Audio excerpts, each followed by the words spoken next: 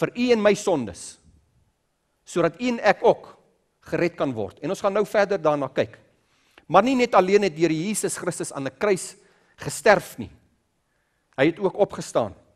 En ons kan daarna gaan lees in Matteus 28 vers 1.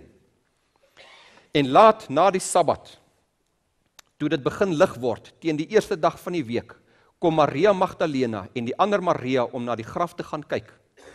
En daar kom 'n groot aardbewing, want 'n engel van die Here het uit die hemel neergedaal en gekom en die steen van die opening weggerol en daarop gaan sit. En sy gedaante was soos weerlig en sy kleding wit soos sneeu. En uit vrees vir hom het die wagte gebewe en soos dooies geword. Maar die engel antwoord en sê vir die vroue, moenie vrees nie, want ek weet julle soek Jesus wat gekruisig is. Hy's nie hier nie, want hy het opgestaan, soos hy gesê het. Kom kyk na die plek waar die Here gelê het, en gaan haastig, sê vir sy disippels, hy het opgestaan uit die dode, en gaan voor julle uit na Galilea, daar sal julle hom sien. Kyk, ek het julle dit gesê. Die Here Jesus het opgestaan uit die dood uit. Hy is gekruisig, vir u en vir my sondes. Mense, hoekom wil ek dit vir u wys? Hoekom lees ek dit vir u in hierdie oggend? U sal in die aande wat kom, sal u hoor, wat sê die wêreld het gebeur. Dink julle die wêreld sê dat hy weer opgestaan het? Nee. So hoekom moet ons hierdie vir u sê? Dit is mos ou geskiedenis. Ons weet dit. Mense, die woord van God sê dat in die laaste dae gaan die mense mislei word. En ek gaan vir u maandag aand, as die Here vir ons spaar, gaan ek vir u beeldmateriaal wys, waar die wêreld klaar besig is om mislei te word oor ons Here Jesus Christus, oor sy kruisiging en sy opstanding en oor sy hemelvaart. En as u nie hierdie kennis het nie, dan gaan u mislei word. Want ek kan vir u sê, die Here Jesus het vir ons in sy woord gewaarsku van die aanslag wat gaan kom. Baie mense gaan mislei word.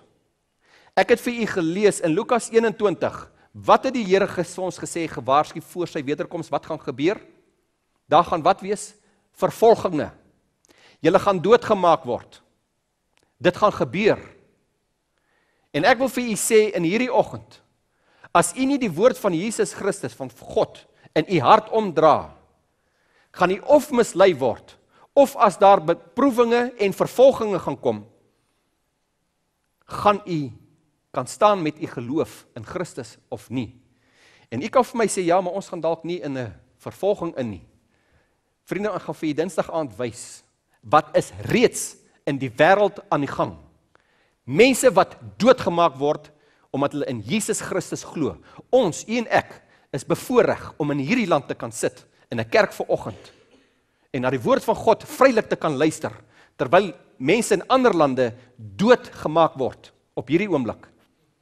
En ek wil vir julle vra, ons moet bid, laat dit nie hiernatoe kom nie, laat die Here ons sal kom bewaar. Maar ek wil amper vir julle sê, as ons biddeloos is, so wat doen Johan vanoggend gesê het, ons kan na Openbaring gaan luister.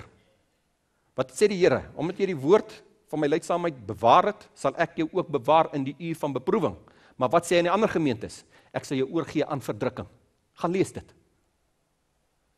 Ons moet pas op om te sit en te dink, maar ons is, ekskuus as ek die woord sê, hoog heilig. En ons is nooit so nie. Want jy weet nie wat, die wêreld is besig met 'n verleiding. En die woord van God is besig om afgewater te word. En ons gaan in 'n stroom in, en ons kan mislei word. En dit is waarvoor ons moet pas op. En daarom die Here hierdie boodskap vanoggend na u toe bring, om u te herinner, dat Jesus Christus het uit die graf uit opgestaan. Hy het. Johannes 14 vers 2. Laat julle hart nie ontsteld word nie. Glo in God, glo ook in my. In die huis van my Vader is daar baie wonings. As dit nie so was nie, sou ek dit vir julle gesê het. Ek gaan om vir julle plek te berei. Wat het die Here Jesus gedoen nadat hy die dood uit opgestaan? Hy het opgevaar. Hy het opgevaar na die hemel. En wat gaan doen hy daar? Hy is besig om vir u en vir my plek voor te berei. Hy is besig om plek voor te berei vir die kind van God, Dis waarmee die Here besig is. En hy tree vir ons in by God op hierdie oomblik, vir u en vir my. Dis waarmee die Here besig is. Jy weet, dan kom ons, en daar's niks meer verkeerd nie, maar ons bid die Here elke dag vir ons daaglikse behoeftes. Here, help my in hierdie situasie. Here, voorsien vir my hierdie. Ja, die Here doen dit. Maar weet jy waarmee is die Here besig?